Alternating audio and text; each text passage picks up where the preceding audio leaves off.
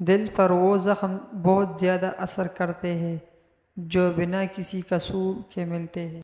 ہم نے ادب کے چکر میں قرآن پاک اتنا اونچا رکھ دیا کہ اب ہاتھ نہیں پہنچ رہا۔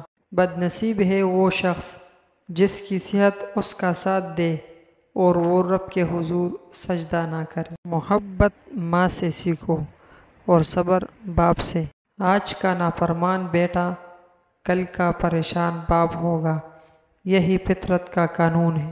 صورتیں کتنی بھی خوبصورت کیوں نہ ہو، نصیبوں کی محتاج ہوا کرتی ہے۔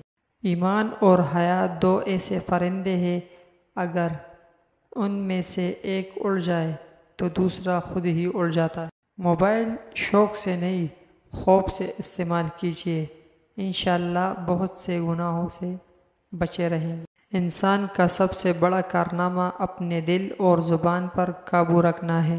زیادہ دل کی غلامی میں عزت کی نیلامی ہو جاتی ہے۔